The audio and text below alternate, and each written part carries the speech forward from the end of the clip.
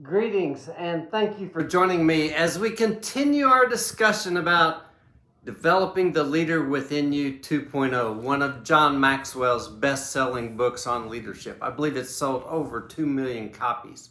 Last week, Ton talked to you about attitude. Having a positive attitude regardless of the circumstances. Not only was she talking about the book, she was living that. She, along with about 2 or 3 other million Texans, was without electricity for several days last week. And so she was not just sharing things from the book. Her life was an example of having a positive attitude in the midst of adversity last week.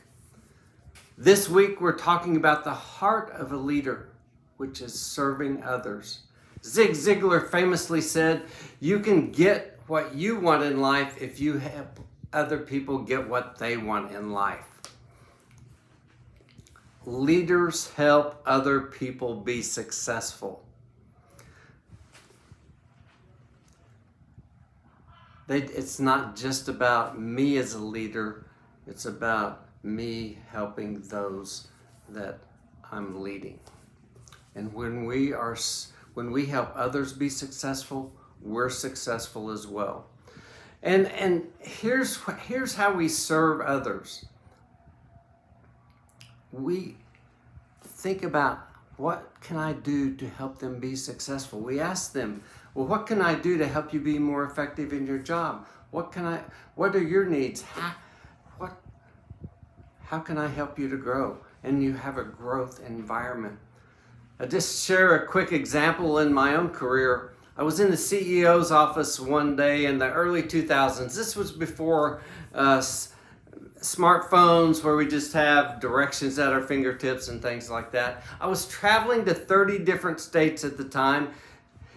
Every week I would spend hours on end on my computer on MapQuest searching for directions from one place to another as I traveled around the country, carrying pages of directions with me wherever I went. And so when the CEO asked me, said, "Mark, how can we make you more effective in your work?" I said to him, I'm spending hours every week looking up addresses and directions online, how to get to places and printing them off. And I said, they've got this new thing out. It's called a navigation system, and they have portable ones, and that would really help save me some time. And he said, well, how much does it cost? I said, well, they're pretty expensive. I've seen them on sale for about $1,000. And he said, order it and put it on your expense report. That's the thing that I'm talking about. He came to me, and asked me how I could be more effective. John Wooden, the famous basketball coach from UCLA, he woke up every morning asking himself the same question: what can I do today to make my team more successful? That's another question. What if I, every morning when we wake up, we think, okay, what can we do today to help our team be more successful? Help other people be successful. And as leaders, we need to, I want to add another question that we should ask ourselves. Not only what can we do today to help our team be successful, but what can I do today to help make myself more successful? Because you see, to help others be successful, I have to help myself be successful. To add value to others, I have to add value to myself. I have a friend in Australia, her name is Dow, and Dow sent me a Facebook Messenger one day that said, "What are you doing?" And my response was, "I'm studying to prepare for a presentation I'm getting ready to give." Her next message said, "You still study?" And I know she was thinking, he's over 60 years old. He still has to study? And my response to her was, if I want to help other people to grow, I have to continue to grow myself. So even though I'm in my 70s now, I still invest in myself. I go to courses, take courses study, read books, to add value to myself, to grow myself so I can help others grow as well. Now, I want to share with you, I'm going to read you a couple of quotes and kind of finish reading you some things out of the book, because John says this in a way much better than I could.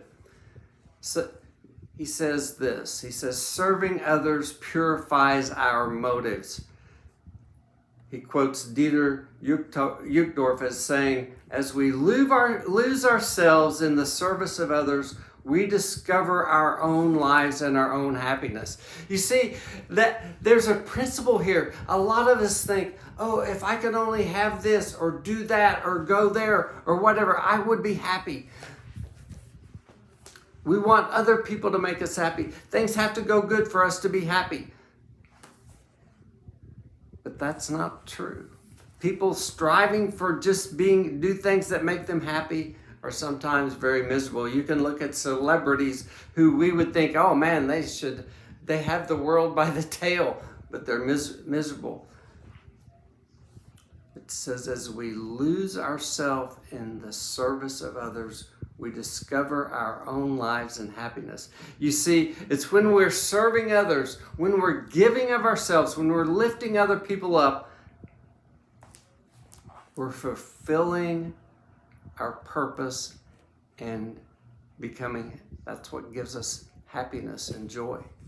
John Maxwell says that people are like elevators. We're either taking people up or we're taking them down. As leaders, we need to be the type of people that take others up. Servant leaders take people up, not down. He gives five tools, 5 things for us to do to help us grow as servant leaders. I'm going to share those with you directly from the book. The first one is, don't rely on your position or title. It's not about a position or title. It's about serving. It's about helping. The second one, it says, believe in people and their potential. I've been in the room a lot of times when John will say, look at people you meet as if they have a 10 on their forehead. Treat them as they are 10 on a scale of 1 to 10. And when you believe in people, when you expect the best of them, they typically rise up to your expectations. The third thing is see things from the perspective of others. We need to seek to understand them before we ask them to understand us. Create an environment of encouragement.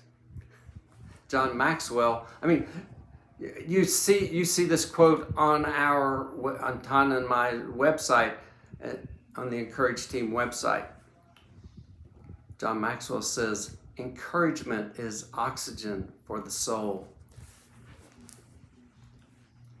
The founder of Chick-fil-A, Truett Cathy, said this. He says, here's how you know someone needs encouragement.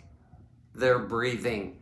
We all need encouragement, don't we? I sometimes, when I'm speaking to groups around the country or around the world, and I did this just last Sunday with a group of about 50 people, I say, well, raise your hand if you don't need encouragement anymore. If you would say to me, oh, Mark, please don't encourage me. I've had all the encouragement I ever need. I don't need my coworkers to encourage me. I don't need my family to encourage me. I've had all the encouragement I can stand. I don't want any more encouragement. I said, raise your hand if that's the case. I've said that to ask that question to thousands of people. No one has ever raised their hand because we all need encouragement. I'm 72 years old. I still need encouragement. It encourages me that you're here with us today. The fifth and final thing that he says is measure your success by how much value you add to others. Real success comes when we add value to others as servant leaders. Serving others is the heart of leadership. I know this has been a shallow dive into a deep message, but I hope it's meaningful to you. And next week, we're going to talk about leadership and vision. Because without a vision, how do we know which direction to go? Either Ton or I will see you next week. Bye for now.